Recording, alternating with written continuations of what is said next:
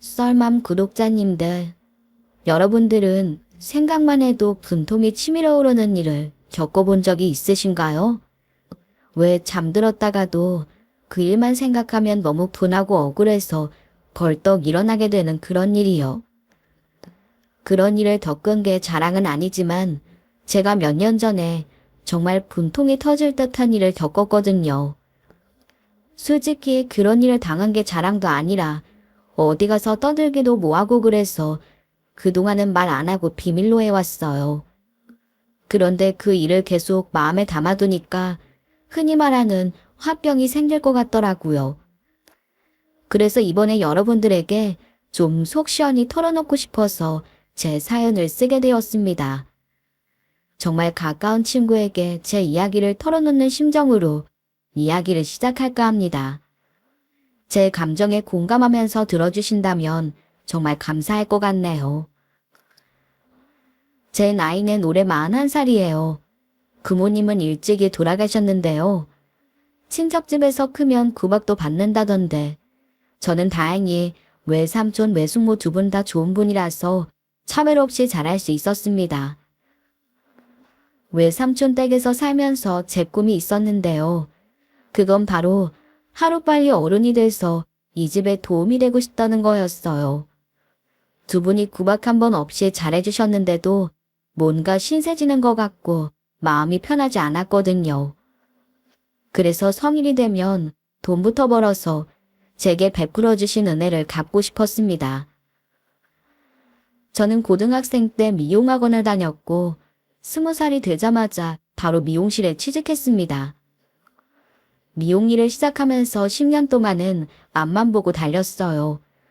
노력한 끝에 돈도 아쉽지 않게 벌면서 외삼촌 댁에 보탬도 되었고 시간이 지나면서 저희 미용실에서 실장 자리까지 올랐습니다. 실장 정도 되니까 저를 찾는 단골들이 많아졌는데요. 그러니까 어느 순간부터 내 가게를 차리고 싶다는 욕심이 생기더라고요. 그러다 고민 끝에 혼자 미용실을 열었어요. 외삼촌 외숙모는 우리 조카가 강남 미용실 원장이 됐다며 자랑스러워하셨어요. 저 또한 열심히 노력해온 제 자신이 참 뿌듯했답니다. 그렇다고 제 목표를 다 이룬 건 아니었어요. 원장님이 됐으니 이제 제 미용실을 성공시키는 일이 남은 거죠. 제 매장을 내고 가게가 잘 돼야 한다는 생각으로 쉬지 않고 일만 했습니다. 쉬는 날도 없이 노력한 덕분인지 미용실은 예상보다 빠르게 자리를 잡았고 꾸준히 찾아주는 손님도 늘었어요.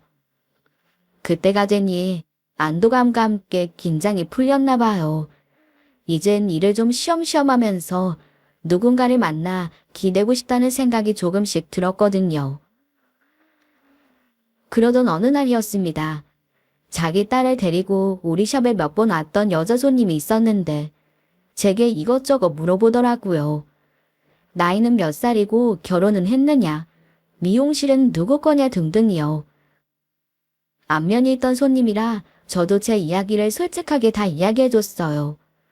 그랬더니 싱글이면 자기가 소개팅을 주선하고 싶다더군요. 그때는 별 기대 없이 그러시라고 했습니다. 손님들 중에 워낙 이런 분들이 많아서 별 기대가 없기도 했고요. 지나가는 말로 하는 줄 알았는데 며칠 후 그 손님이 다시 찾아와서 자기 친척 오빠를 소개시켜준다는 거예요. 소개팅 날짜까지 잡아오는 통에 믿져야 본전이란 마음으로 그 자리에 나가게 되었죠. 그리고 별 기대 없이 나갔던 소개팅에서 제가 정말 만나고 싶었던 이상형을 만났어요. 훤칠한 키에 하얀 피부까지 저도 모르게 반했나 봐요.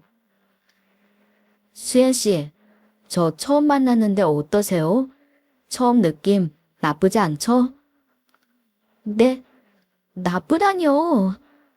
저 준호 씨 정말 마음에 들어요. 잘 만나보고 싶어요. 정말요? 아하하, 이렇게 바로 마음에 든다고 해주실 줄은 몰랐는데. 어머, 죄송해요. 놀라셨죠? 갑자기 질문하셔서 머릿속이 하얘지는 바람에 그냥 듣고 잊어주세요. 안 되죠. 잊으면 어떡해요. 저도 수연 씨 정말 마음에 들어요. 제가 꿈꾸던 이상형 같아요. 우리 앞으로 잘 만나봐요. 저의 솔직한 고백 덕분이었을까요? 우리는 알콩달콩 연애를 시작했습니다. 그 사람을 만나며 너무나도 행복했어요. 이 사람을 만나려고 내가 그동안 외롭게 일만 해온 건가 싶었네요. 그 사람이 너무 좋은 나머지 제가 먼저 프로포즈도 했어요. 그런데 반응은 예상 밖이었습니다. 내가 그렇게 좋다던 사람이 제 프로포즈에 너무 당황하는 거예요. 결혼이 싫으냐고 물었더니 그건 아니라면서 프로포즈는 남자가 할 테니 제게 기다리라고 하더군요. 일단은 알았다고 했는데 그날부터였나요? 남자친구의 연락이 점차 뜸해지는 겁니다. 내가 부담스러워 거리를 두는 것 같아 마음이 불안하던 때였어요. 며칠의 시간이 흐르고 남자친구가 제 미용실 앞으로 찾아왔습니다. 술 냄새도 나고 얼굴 표정도 잔뜩 굳은 채로요. 오빠 술 마셨어? 며칠 동안 연락도 잘 안 되고 내가 얼마나 걱정했는지 알아? 미안. 생각할 게 좀 있어서. 실은 내가 자기한테 할 말이 있어서 왔어. 이어 남자친구는 한숨을 푹 내쉬더니 자신의 오랜 비밀을 고백했습니다. 그런 비밀이 있을 거라고는 생각도 못할 만큼 엄청난 비밀을요. 놀라지 말고 들어. 내가 예전에 고환염이라는 걸 알았어. 그리고 그 후에 폐쇄성 노정자증이 됐고. 노정자증이라니? 그럼 아이를 가질 수가 없다는 말이야? 남자친구는 말없이 고개를 끄덕였습니다. 말도 안 돼. 무정자증이라는 거 듣기만 했지. 내 남자친구가 그럴 줄이야. 많이 놀랐지? 이제야 말해서 미안해. 더는 비밀로 할 수가 없더라고. 그래서 결심하고 이야기한 거야. 너무 충격적일 거라는 거 알아. 사실 자기 만나기 전에 헤어졌던 여자도 이 사실 알고 헤어지자고 했거든. 그래서 자기가 헤어지자고 해도 받아들일 준비 돼 있어. 그랬구나. 근데 나 지금 머리가 너무 복잡해. 생각하지도 못한 일이라서. 알아, 네 마음 이해해. 더 빨리 말하지 못해서 미안하다. 저는 한참 동안 말을 잇지 못했습니다. 너무 당황스러워 말이 나오지 않았던 것 같아요. 오빠한테 뭐라고 말해야 할지 모르겠어. 충격적이라는 말밖에는. 우리 부모님이 일찍 돌아가신 거 알지? 그래서 난 내 아이를 꼭 낳아서 좋은 엄마로 오래 곁에 있어주고 싶었어. 우리 만나면서 오빠 닮은 아이 낳을 생각에 꿈에 부풀어 있었고. 근데 오빠랑 결혼해도 아이를 가질 수 없는 거니 그 꿈을 이룰 수 없는 거잖아. 그래. 시연이 너 좋은 엄마 되는 꿈 있다는 거 내가 다 알아. 그래서 내 상황을 더 말할 수가 없었어. 나한테 생각할 시간을 좀 줘. 나 시간이 좀 필요해. 남자친구를 돌려보내고 며칠간 긴 생각에 잠겼습니다. 곧장 결정을 내리긴 너무 힘들었어요. 그러던 중 소개팅을 주선했던 남자친구의 친척 동생이 저를 찾아왔습니다. 언니, 오빠한테 얘기 들었어요. 나도 오빠가 그런 일이 있는 줄은 몰라서. 내가 미안해요. 아니에요. 괜찮으니까 신경 쓰지 마세요. 나도 애가 있으니 아이가 얼마나 소중한지 잘 알죠. 근데 그래도 아이보다 나랑 평생 살아갈 사람이 더 중요한 것 같아요. 그러니까 잘 생각해 보셨으면 좋겠어요. 그 사람의 친척이 남기고 간 말은 계속해서 제 귓가에 맴돌았습니다. 그래서 결정했어요. 아이 대신 평생을 제 곁에서 함께할 사람을 택하기로요. 물론 사랑하는 사람을 닮은 아이를 갖고 싶단 제 꿈을 포기하는 건 쉽지 않은 일이었습니다. 하지만 아이보다 그 사람을 포기하는 게 더 힘들더라고요. 그래서 남자친구를 선택하자 그 사람은 눈물을 펑펑 쏟았습니다. 수연아, 정말 고마워. 네 꿈을 포기하고 날 선택해준 거 잊지 않고 내가 잘해줄게. 아이보다는 내 옆에 있을 남편이 더 중요하지.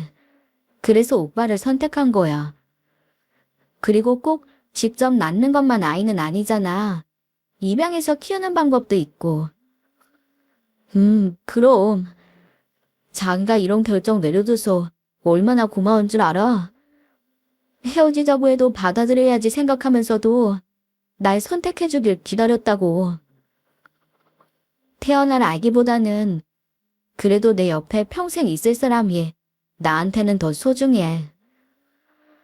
오빠, 자꾸 울지 마. 나도 눈물 나잖아. 그렇게 우리는 서로의 눈물을 닦아주며 평생 사랑하며 살아갈 것을 약속했습니다. 그땐 눈물로 했던 그 선택이 어떤 결과를 불러올지 상상조차 하지 못했네요. 그 일을 딛고 일어서 저희는 부부가 되었습니다. 그런데 꿈 같은 신혼생활을 보내는 중 조금씩 문제가 생기기 시작했어요. 남편이 회사에서 정리해고 대상이 된 거예요. 신랑은 저를 먹여 살려야 하는데 회사에서 쫓겨났다며 미안하다고 하는데 표정이 너무 힘들어 보였어요. 뭐 그런 일로 우울해하고 그래. 더 좋은 회사 취직하면 되지. 그리고 오빠 회사 다니느라 고생했으니까 몇 달은 아무 걱정하지 말고 푹 쉬어. 응? 내가 우리 집 가장인데 능력 없는 남편이라 미안하다. 에이, 뭘 그런 말을 해. 나 괜찮다니까? 그리고 오빠 잊었어? 나 강남 미용실 사장인 거. 나 오빠 먹여 살릴 수 있을 만큼은 번다고. 그러니까 아무 걱정하지 마. 우리 부인은 진짜 말도 예쁘게 해. 말이라도 정말 고맙다. 남편이 회사에서 잘렸어도 우리 부부는 별 문제가 없었지만 다른 사람들 시선은 그렇지 않더라고요.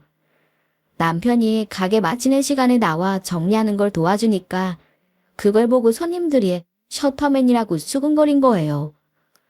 그 말을 들은 신랑 표정이 굳어지는데 제가 다 미안해서 어쩔 줄을 모를 정도였습니다. 오빠, 아까 손님들이 한 말 때문에 기분 나빴지? 그냥 지나가면서 한 말이니까 마음 쓰지 마. 아니야. 지금 내 상황이 셔터맨은 맞지 뭐.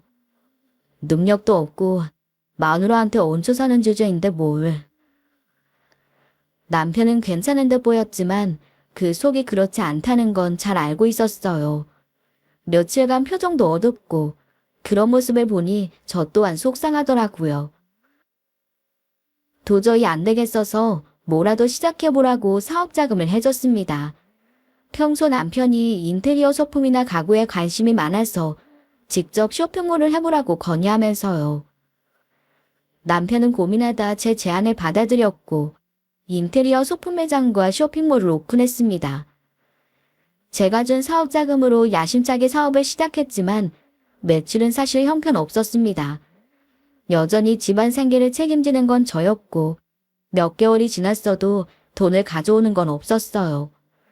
그러니 남편이 참 미안했었는데요.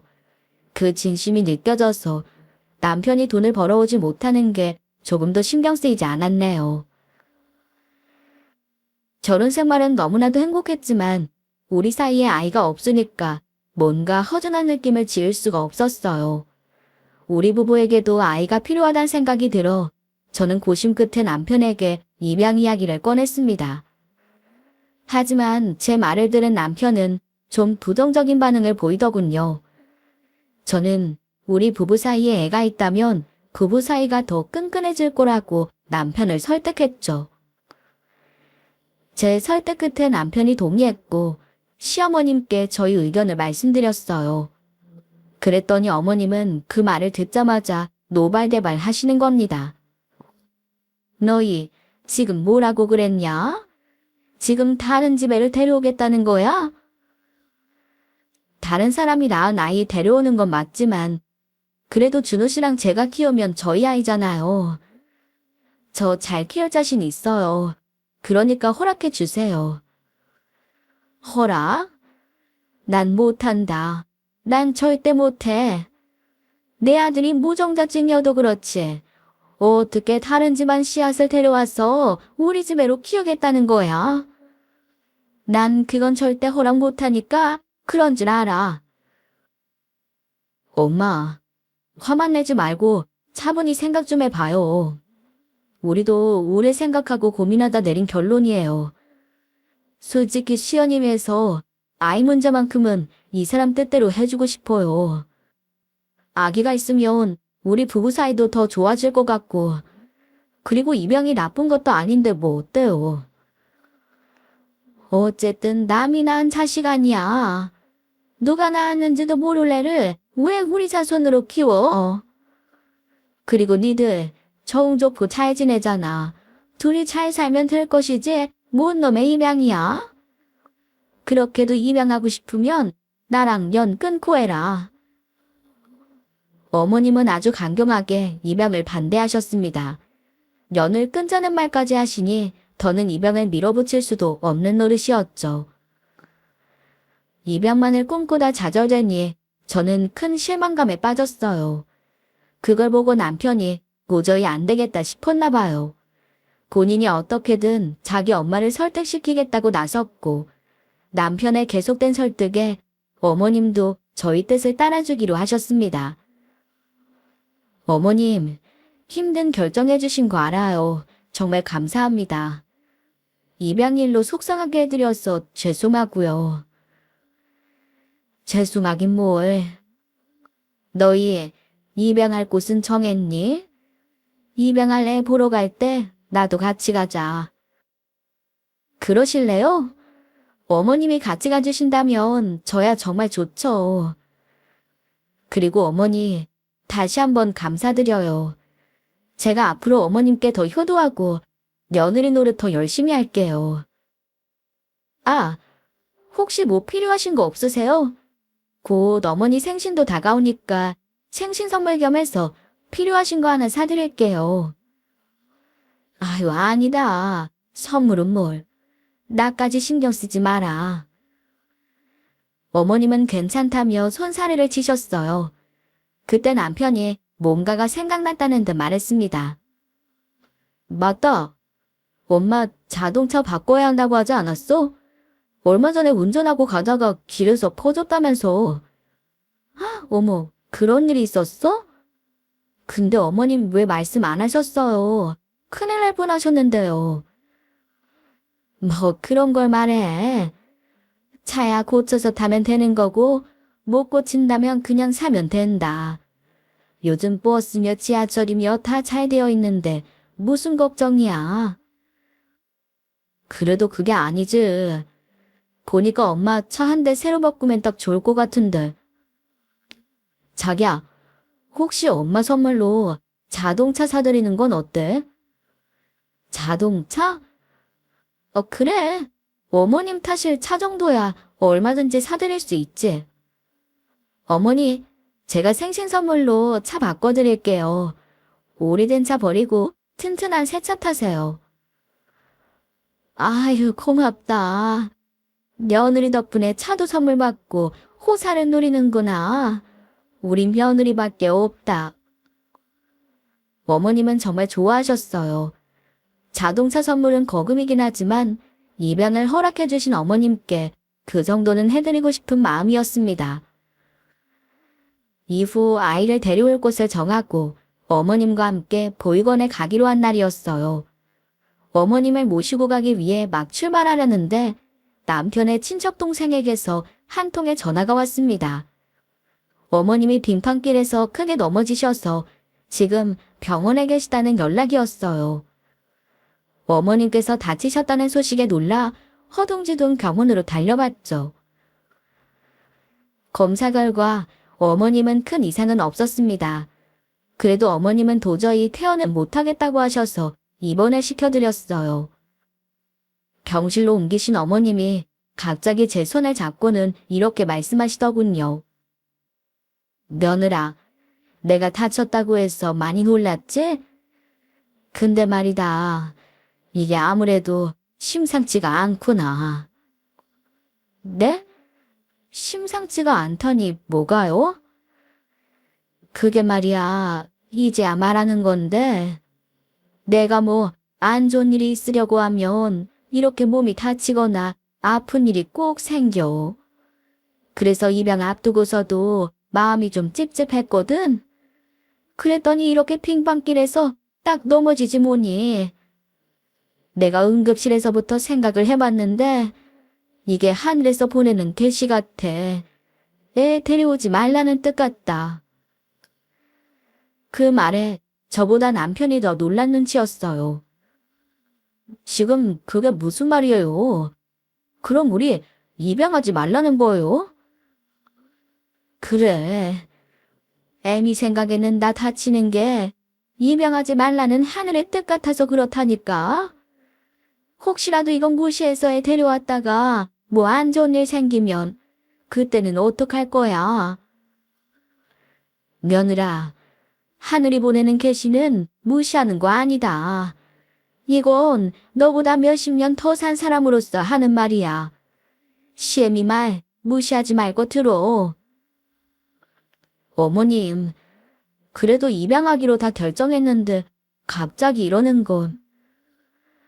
그러자 옆에 있던 남편의 친척 동생이 나섰습니다. 그래요, 언니. 제 생각에도 고모 말대로 하는 게 좋을 것 같아요. 고모가 하지 말라는 거 했다가 봉변당한 사람 몇 있어요. 고모 의견 따르는 게 좋겠어요. 저는 너무 갑작스러워서. 여보, 당신 의견은 어때요?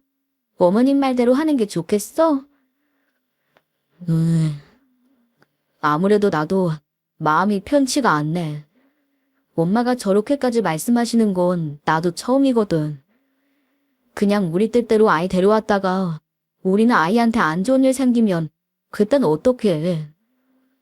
그때 후회하지 말고 지금 접는 게 낫겠어. 남편까지 설득하자 저 혼자 어쩔 도리가 없었습니다. 결국 세 사람의 설득에 입양은 포기하게 됐죠. 입양이 취소되고 남편은 어머님 차를 어떻게 할 건지 먼저 말을 묻더라고요. 그러게, 입양 취소됐으니 어머님 차도 취소해야 하나? 그렇다고 안 사드리기도 뭐하고. 여보, 엄마 차는 사드리자. 엄마 차도 다 받으셨고 곧 계약하러 가신대. 그럼 금방 차 나올 텐데 이제와 안 된다고 하는 건 좀 그렇잖아. 효도하는 의미에서 차는 그냥 사드리자. 알겠어. 안 그래도 어머님 차가 말썽이라고 하니까 그렇게 하자. 마누라 고마워. 많이 속상할 텐데도 마음 써준 거 내가 얼마나 고마운지 몰라. 참, 그러지 말고 우리 어디 여행이라도 갈까? 당신 입양도 취소되고 마음 적적할 텐데 내가 기분 풀어줄게. 남편이 먼저 여행 이야기를 꺼냈고 저 또한 승낙했습니다. 며칠 바람을 쐬고 왔는데 참 좋았어요. 입양을 못하게 된 건 여전히 속상했지만 제 기분을 풀어주려는 남편이 있어 든든하고 행복했습니다. 여행을 다녀오고 몇 주가 지난 때였습니다. 어느 날부터 이상하게 몸이 자꾸만 무겁고 피곤한 거예요. 식욕도 없고 소화도 잘 되지 않았죠. 큰 병인가 걱정되어 병원에 가봤는데 거기서 말도 안 되는 이야기를 들었습니다. 제가 임신 6주 차라는 겁니다. 도저히 믿을 수가 없어서 다른 병원까지 가봤습니다. 그리고 그 병원에서 들은 결과도 동일했네요. 제 뱃속에서 생명이 자라고 있다는 결과를 듣게 된 거죠. 임신이란 말을 듣고 저는 충격에 빠졌습니다. 다른 것도 아니고 제가 임신이라니 말이 안 되잖아요. 남편은 분명 무정자증이라는데 제가 임신이라니요. 순간 세상이 다 멈춘 것처럼 머리가 멍했어요. 어떻게 된 영문인지 몰라서요. 하지만 저는 임신이 맞았습니다. 제가 남편 아닌 다른 사람을 만난 것도 아니고 제 뱃속에는 남편과 우리 아이가 자라는 게 분명했어요. 날짜를 계산해보니 입양이 취소되고 우리 둘이 여행을 다녀온 딱 그때였습니다. 이건 우리 부부에게 찾아온 기적이다 싶었지요. 저는 그 기쁜 소식을 들려주기 위해 바로 남편에게 달려갔습니다. 여보, 나 당신한테 해줄 말이 있어. 진짜 깜짝 놀랄걸? 무슨 일인데 그래? 뭐 복권이라도 당첨됐어. 복권 당첨보다 더 기쁜 소식. 여보, 나 임신했대. 우리 이제 곧 엄마 아빠 된대. 그 말을 마치고 저는 곧장 남편에게 안겼습니다. 나 지금 병원 다녀오는 길이거든. 요즘 몸이 좀 이상해서 병원에 갔더니 검사해보고 임신이라고 하잖아. 나 믿을 수가 없어서 다른 병원까지 들러서 다시 확인받고 오는 거야. 당신도 깜짝 놀랐지? 나도 그래. 하늘에서 우리한테 보내주신 선물 같아. 그런데 제 말을 듣고 있던 남편의 표정이 일순간 굳는 게 보였습니다. 잠깐만, 뭐가 어떻게 된 건지. 당신 지금 뭐라 그랬어? 임신? 당신이 임신을 했다고? 당신, 내가 무정자증인 거 몰라. 근데 애가 어떻게 생겼다는 거야? 얼마 전에 우리 여행 갔을 때 그때 생긴 거 같아. 날짜가 그때 같은데. 그리고 무정자증이라고 해서 아예 임신이 안 되는 건 아니래. 나도 알아보고 야, 말이 되는 소리를 내. 정자 운동성이 없는데 무슨 임신이야. 너 그거 내 맞아? 혹시 딴 놈이랑 눈 맞아서 애 가진 거 아니야? 그 순간 남편의 말에 너무 기가 막혔습니다. 무슨 말이 그래? 내가 불륜이라는 거야?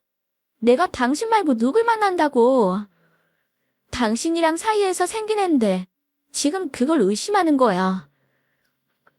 내가 무정자증인데 어떻게 의심을 하네? 너 똑바로 말해. 뱃속에 그거 내 아니지? 네 미용실에 있는 직원 새끼랑 눈 맞았냐? 아, 너 그때 동창회도 나갔잖아. 그날도 늦게 들어왔는데 동창회에서 눈 맞은 걸지도 모르지? 정말 이럴 거야? 당신 아이가 확실하다고. 그러는 당신은 진짜 확실히 무정자증이 맞아? 혹시 진단이 잘못된 거 아니야? 그럼 뭐 병원이 잘못했다는 거야? 됐어. 네가 지금 불륜인 거 잡았다고 내 애라고 우기려는 모양인데 내가 증거 갖고 올 테니까 기다려. 그러더니 남편은 집을 나가버렸어요. 임신했단 말을 들으면 당연히 남편이 기뻐할 줄 알았는데 돌아오는 건 저를 향한 의심뿐이라니. 남편에게 너무 섭섭하고 말할 수 없이 서운했습니다. 그리고 다음날 남편은 병원 진단서를 제 앞에 내밀었어요. 천천히 읽어보는데 그대로 종이를 떨어뜨릴 뻔했어요. 이게 사실이야? 정말 여기 진단서에 나온 게 맞아? 그럼 병원에서 거짓말하겠어. 지금 내가 누굴 임신시킬 상황이냐? 이걸 보고도 네 뱃속에 애가 내 아이라는 말이 나오냐고. 그럼 내가 거짓말을 한다는 거야? 당신 아이가 확실하다니까. 그 말을 어떻게 믿어? 난 이제 너 못 믿어. 무정자증인 남편에 임신했다고 떠드는 여자를 어떻게 믿어? 그럼 내가 확인시켜주면 되겠네. 애 낳아보면 누구 애인지 바로 알 수 있을 거 아니야. 유전자 검사라도 해서 당신 자식인 거 알려줄게. 난 그딴 거 필요 없어. 난 이미 마음 떠났고 너랑 갈라서 결심하고 온 거야. 네가 다른 놈 만나 아이 가진 거니까 너 이거 불륜인 거 알지? 나 너한테 이혼 소송 걸 거야. 어디 그뿐인 줄 알아? 상간소송 위자료에 재산분할까지 내가 다 청구할 테니까 그런 줄 알아. 남편은 제게 고래고래 소리를 질렀습니다. 그렇게 화난 모습은 처음이었어요. 그 사람은 뭔가 단단히 오해하고 있었습니다. 거기다 다짜고짜 이혼 소송의 위자료 얘기까지 꺼내니 덜컥 겁이 나고 말았어요. 왜 이렇게 내 말을 못 믿는 건데? 어차피 아이 낳아서 보면 다 알게 될 거야. 딱 봐도 당신 닮은 아이일 텐데 왜 이혼을 해? 진정하고 내 말 좀 들어봐. 야, 너야말로 정신 차려. 너도 내 진단서 봤잖아. 그걸 보고도 어떻게 내라고 할 수가 있냐. 나 정말 너한테 정 떨어졌어. 내 애 아니니까 낳든 말든 상관없어. 네 마음대로 해. 남편은 제 말을 듣지 않고 우리 사이를 끝내겠다 선언했어요. 갑자기 상황이 이렇게 흘러가니 정말 남편과 이혼이라도 하게 될까봐 무섭고 두려웠습니다. 남편과 사이로 힘들어하고 있을 때 어머님과 남편의 친척 여동생이 미용실로 찾아왔더군요. 너 인연 잘 만났다. 너 어떤 놈이랑 눈 맞아서 임신한 거야? 여기 미용실에서 일하는 놈이냐? 아님 뭐 그 동창에서 만난 놈이야. 어떤 놈이랑 눈 맞았기에 딴 놈 새끼를 임신해서 와. 바른 대로 말 못해? 어머니, 하늘에 맹세코 저 손가락질 받을 만한 행동한 거 없어요. 어머님만큼은 저 좀 믿어주세요. 우리 아들이 그런 몸인데 임신해온 며느리년 말을 믿으라는 거냐? 오냐, 생각해보니까 처음부터 수상했지. 애 못 가진다는데도 우리 집 며느리로 들어온다는 게 이상했어. 너 진작부터 이러려고 그랬지? 딴 놈이랑 애 만들고 나서 우리의 자식으로 키우려고 쇼한 거지. 어머님은 바로 제 뺨을 때리고 바닥으로 미치기까지 했어요. 부모 없는 년도 반대 없이 며느리로 맞아주니까 감히 내 새끼 뒤통수를 쳐. 어머니, 이러지 마세요. 저 정말 부끄러운 행동 안 했어요. 정말이에요. 그러자 옆에 있던 남편의 친척 동생이 나섰어요. 언니 이런 사람인 줄 알았으면 우리 오빠 소개해주는 일 없었을 거예요. 미용실 하면서 얌전히 사는 줄 알았더니 남몰래 호박씨를 까고 다녀요. 내가 여기 미용실 원장 더러운 여자라고 동네방네 소문 다 내고 다닐 거예요. 이대로는 분해서 못 참아. 너 들었지? 우리가 너 매장시켜버릴 거야. 왜 못할 것 같아? 감히 우리 집안을 우습게 보고. 너 앞으로 망신 한번 제대로 당해봐. 우리가 소송해서 손해배상인가 뭔가 그것까지 다 청구할 테니까 그런 줄 알아. 어머님은 미용실에 쑥대밭으로 만들어 놓고 가셨어요. 그리고 그날 있었던 이야기는 금방 퍼져나갔는지 손님들 발걸음이 또 끊겼습니다. 속상한 마음을 안고 집으로 향했더니 그곳엔 남편과 시모 그리고 친척 여동생이 이미 제 가방을 싸놓고 기다리고 있더라고요. 남편은 제 앞으로 짐가방을 던지면서 저를 내쫓았습니다. 이 집에서 당장 나가. 네 유책 사유로 갈라서는 거니까 재산도 반반하고. 너 그럼 이 집도 내놔야 하는 거 알지? 어차피 나한테 줘야 할 집이니까 네가 나가. 얼른. 여보, 제발 이러지 말아요. 이혼이란 말 좀 하지 마. 우리가 왜 이혼을 해? 그러니 옆에 있던 시모가 달려들었어요. 그럼 다른 놈 만나는 년을 끼고 사는 남편이 어디 있어? 너 징징대는 소리 듣기 싫으니까 당장 눈앞에서 사라져라. 얘 준호야, 제 아예 밖으로 끌고 나가. 이 집에 다시는 팔도 못 붙이게 해. 그 말이 끝나기가 무섭게 남편은 제 멱살을 잡더니 저를 바깥으로 끌어냈습니다. 다시 한번 말하지만 우린 이제 이혼이야. 곧 소장 갈 테니까 그런 줄 알아. 남편은 소송 준비나 하라면서 저를 아스팔트 바닥에 버리고 갔습니다. 그렇게 제 집에서도 쫓겨나고 말았어요. 저는 결국 미용실로 발걸음을 돌렸습니다. 아무도 없는 가게에서 잠을 청하는데 울컥하고 서러움이 물려왔죠. 저를 믿지 않는 남편과 시모도 믿고 아이에게도 미안해 며칠 밤을 뜬 눈으로 지새웠습니다. 그렇게 며칠을 지내니 피가 미치기 시작하는 거예요. 너무 겁이 나 산부인과로 향했고 유산기는 좀 있지만 아기는 괜찮다는 말을 들었습니다. 그 말을 듣고 나서야 안심이 되더라고요. 병원을 나와 굳은 결심으로 집으로 향했습니다. 이대로 물러설 순 없으니 남편과 시모를 만나 확실히 단판을 지어야겠다 싶었어요. 며칠 만에 다시 간 집은 모든 게 그대로였습니다. 집에는 아무것도 없고 저도 피곤한 탓에 불도 켜지 않은 채 캄캄한 안방으로 들어가 침대에 쓰러지듯 누웠습니다. 그렇게 몇 시간이나 잔 걸까요?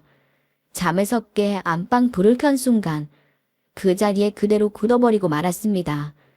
안방에 뭔가 이상한 게 있었거든요. 남편과 제 결혼 사진이 있어야 할 바로 그 자리에 다른 사진이 걸려 있었던 겁니다. 그냥 사진이라면 그렇게 놀라지도 않았을 거예요.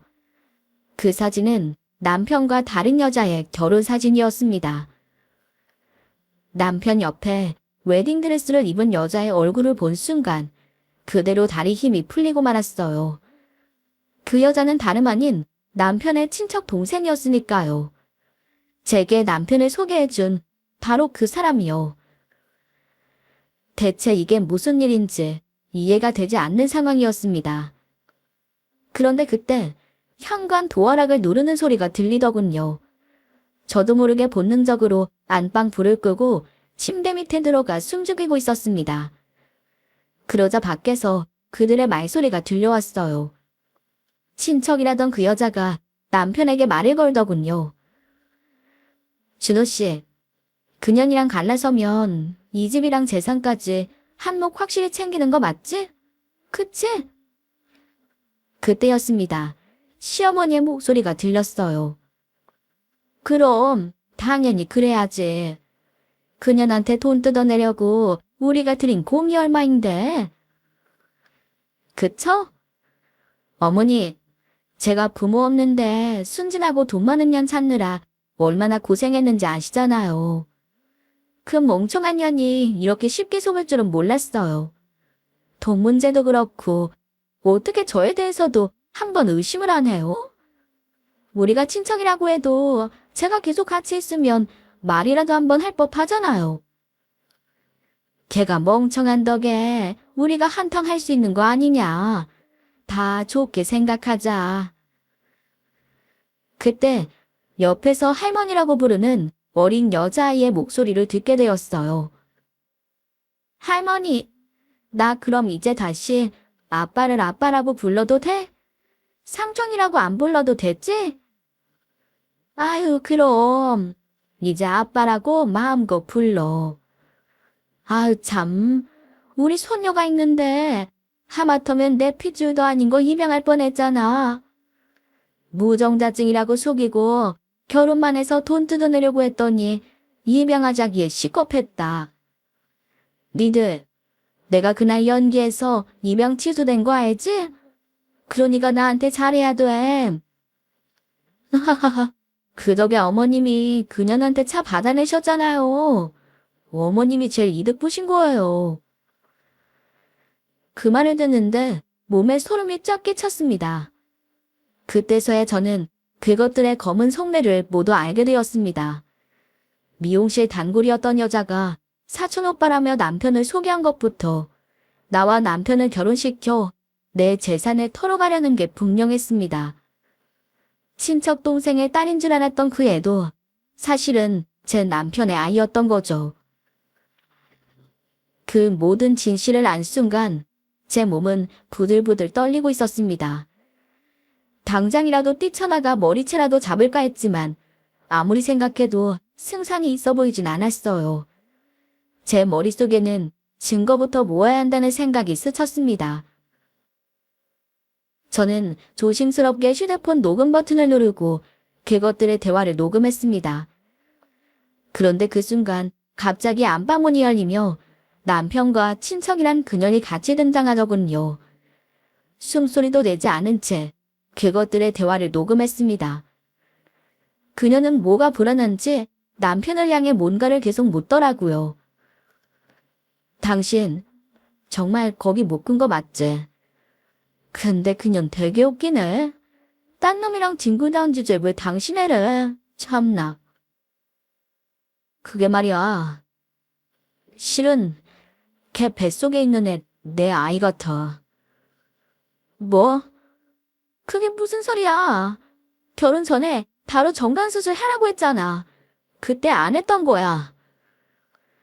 나도 묶으려고 비형외과까지 갔었는데 묶기 전에 검사해보니까 이미 그렇게 정자운동이 좋은 상태가 아니더라고. 그래서 괜찮을 줄 알았지. 그리고 이미 무정자증이라고 속이기도 했고. 근데 나 걔랑 여행 다녀오고 나서 바로 묶었어. 근데 걔 하는 말이 여행 가서 생긴 것 같다고 하잖아. 일단은 내가 아니라고 딱 잡아떼고 수술 후에 진단서 끄는 것도 보여줬으니까 별일 없을 거야. 걔가 알아서 떨어져 나갈 거라니까. 당신이 갔다면서 이제 어떻게 할 거야? 진짜 당신에 맞으면 그년이랑 다시 살겠다는 거야. 이거 계획이랑 다르잖아. 돈만 뜯어오랬지. 누가 그년이랑 애 만들어 오라고 했어. 그년이 펄펄 뛰자 놀란 시모도 안방으로 뛰어들어왔습니다. 자초지종을 듣고는 그 여자를 진정시키더군요. 예. 막말로 누구 애인지 나와봐야 아는 거 아니야. 거기다 까놓고 걔도 정신이 있는 애면 애비도 없는 애 낳으려고 하겠어? 걔가 알아서 수술 받을 텐데 뭘 그런 걸 걱정하고 그래. 혹시라도 우리 준호애라도 내가 어떻게든 떨어지게 할 거니까 걱정 말아라. 어머님이 어떡해요. 뱃속에 붙어있는 애를 어떻게 떨어지게 만들어요? 못할 게 뭐야? 지난번처럼 그냥 머리끄댕이를 다 뜯어놓을 거다. 매일같이 찾아가면 걔라고 별 수 있어? 그 정도로 시달리면 튼튼하게 붙어있던 애도 알아서 떨어져 나갈 거야. 엄마 말이 맞아. 그리고 이혼소송에 내가 상간소송도 할 거니까 그거 신경 쓰다가 뱃속에 있는 애는 지키지도 못할걸? 다 우리가 원하는 대로 될 테니까 너무 걱정하지 마. 나만 믿으라니까. 그러더니 그것들은 여행을 간다면서 짐을 챙겨 나갔습니다. 그 인간들이 전부 사라지고 나서야 참아왔던 울음이 한꺼번에 터졌어요. 제가 철저히 이용당했다는 걸 그때 깨달았습니다. 비참함에 얼마나 울었는지 몰라요. 나 하나 바보 만든 것도 모자라 아이한테까지 악담하는 것들이 사람일까 싶더라고요. 혼자 남아 펑펑 울면서 결심했습니다. 무고한 사람 갖고는 쓰레기들한테 한 방 제대로 먹이기로 마음을 고쳤죠. 그것들이 여행을 간 사이에 제 집을 쥐잡듯 뒤졌습니다. 남편 노트북부터 서재를 모두 뒤져 외도의 증거를 찾았어요. 판도라의 상자를 열었다는 게 이런 거구나 싶더라고요.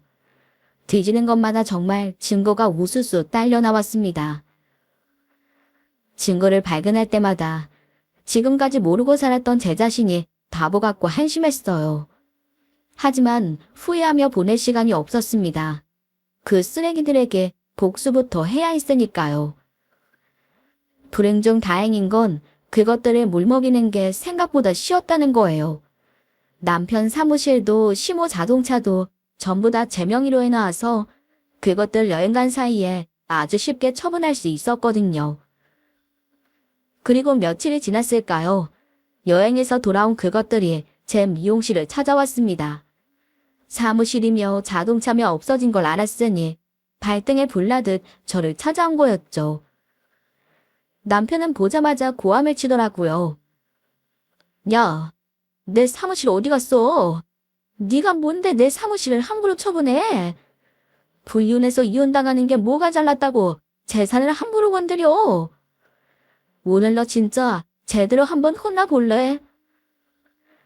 남의 영업장에서 이게 무슨 행태야? 당신한테 할 말 없으니까 당장 나가. 제 아들에게 함부로 대하는 저를 보다 못해 이번에는 심호가 제게 달려들었습니다. 이게 뭘 잘했다고 고개를 빳빳이 들고 딴 놈 애를 가졌으면 미안해서라도 돈을 줄 일이지. 네가 뭐 잘나서 우리 준호 사무실을 빼앗아. 얼른 다시 돌려내. 적반하장으로 나와도 분수가 있지. 누굴 보고 재산을 돌려내래. 당신들한테 돌려줄 재산 없으니까 당장 꺼져요.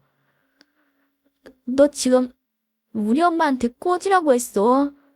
이게 어디 어른한테. 남편은 저를 때리려 손을 돌렸습니다. 그때 제가 반격을 시작했어요. 왜? 나 때리고 네 새끼 없애버리게? 네가 행태 부려서 나 유산시키기로 작정한 거야. 어? 너 지금 무슨 말을 하는 거야? 이게 생사람을 잡고 있어. 니들이 그랬잖아. 나한테 행태 부려서 애 유산시킬 거라며. 니들 입으로 짓거릴 땐 언제고 나한테 들키니까 당황스러워. 당신 그거 어떻게 알았어? 엄청 당황했나 보네. 멍청한 내가 니들 비밀 알아버려서 놀랐어? 근데 어떡하지? 내가 더한 걸 알아버렸는데. 당신들 어떤 관계인지 나 다 알아. 친척 동생은 무슨 사기꾼들 주제에 니들 새끼 낳고 살다가 나한테 한탕 하려던 거잖아. 이거 안 들키고 내 재산 털어갈 수 있을 줄 알았어? 그러니 시모와 그 본철한 년은 머리를 굴리며 잡아떼더라고요. 얘가 뭔 헛소리를 하는 거야? 어디서 이상한 말을 듣고 와가지고 사람을 잡아. 그러게요. 언니 정신 차려요. 자기 잘못을 빌어도 모자랄 판에 누굴 사기꾼으로 몰아. 그래도 반성이라도 하면 좀 봐주려고 했는데 더는 안 되겠다. 가족인 척하면서 내 뒤통수를 쳐. 그래, 니들 셋 다 싹 콩만 먹어봐야 정신 차리지. 당신들 내가 깜빵에 쳐 넣을 테니까 그런 줄 알아. 그때 갑자기 남편이 제 팔을 붙잡았습니다. 여보, 진정해. 내가 다 설명해 줄 테니까 일단 좀 차분하게 진정을 좀 하고. 너 같으면 진정하겠냐?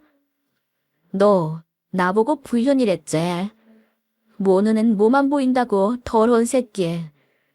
그깟 돈 좀 벌겠다고 집 부인이랑 애새끼 버리고 나랑 결혼한 네가 사람이냐? 넌 인간도 아니야. 시연아, 내 말 좀 들어보라니까. 그래, 처음엔 불순한 의도로 접근한 게 맞는데 다 사기는 아니었어. 나중엔 내가 너 좋아했다니까. 진심이야. 남편이란 놈은 뚫린 입이라고 아무 말이나 짓거리더군요. 그랬더니 그 말에 본처가 발끈했습니다. 당신 지금 그 말 진심이야. 하, 그럼 전현이 좋아서 정반 수술도 안 하고 버텼던 거야. 어쩐지 내가 이상하다 했어. 진짜 전현 좋아한 거야. 지금 그게 중요하냐. 우리 깜빵 보낸다는데 애부터 달려야 할 거 아니야. 지들끼리 이러쿵저러쿵 싸우는데 정말 가관이었습니다. 야, 니들 여기서 헛소리들 하지 말고 꺼져. 나보고 소송 걱정 안 했지. 너넨 수갑찰 걱정이나 해. 감옥 가서 평생 썩어봐. 이 쓰레기 같은 것들. 그 쓰레기들, 경찰 조사는 좀 겁이 났나 봅니다. 고소만은 하지 말라고 매달리는 것들 떼어내느라 고생 좀 했거든요. 하지만 그렇다고 제가 복수를 멈춘 건 아닙니다. 제 인생 갖고 논 것들에게 제가 할 수 있는 복수는 다 했어요. 형사고소랑 민사까지 청구해서 제가 받은 피해는 다 보상받았습니다. 마지막에는 사기꾼인 남편놈과도 깨끗하게 갈라섰습니다. 저보고 불륜 어쩌고 하던 거 찍소리도 못하게 밟아줬죠. 그 다음엔 뱃속의 아이 이야기를 해야 할 것 같은데요. 힘든 시간을 겪는 와중에도 아기는 제 곁을 떠나지 않았습니다. 저를 위로해주는 듯 잘 자라 세상에 나왔어요. 저도 아기를 낳는 게 맞는 건지 수천 번은 고민했어요. 그렇게 내린 결론은 우리 애는 그놈과는 상관없다는 거예요. 그냥 엄마인 저를 찾아온 기적이고 엄마인 제가 우리 애를 지켜줘야 한다고 생각했어요. 그래서 아이를 낳았고 멋진 왕자님으로 건강하게 잘 크고 있습니다. 그런 와중에 참 웃긴 일도 있었는데요. 제 값을 치르고 살던 그놈이 저를 찾아온 겁니다. 그래도 지 새끼라고 보고 싶었던 모양이에요.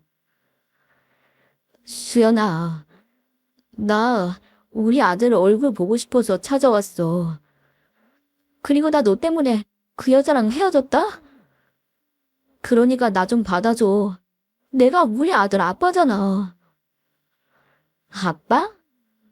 너 같은 놈이 아빠인 거 애가 알게 되는 게 제일 겁나. 그러니까 네가 진짜 애를 생각한다면 근처에 나타나지 마. 한 번만 더 나타나면 내가 너 다시 감옥에 쳐넣을 거야. 그렇게 쏘아대니 입도 뻥끗 못하고 사라졌어요. 그리고 이젠 제 앞에 다시 나타나지 않습니다. 제 인생에 몰아쳤던 비바람은 이제야 잔잔해졌습니다.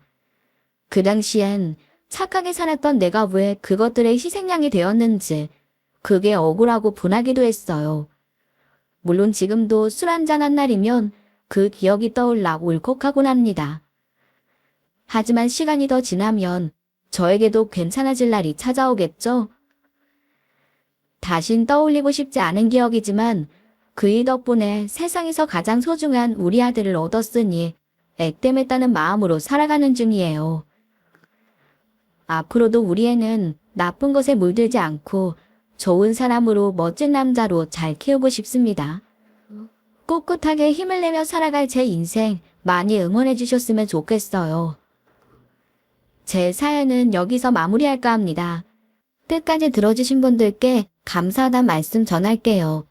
모두들 건강하세요.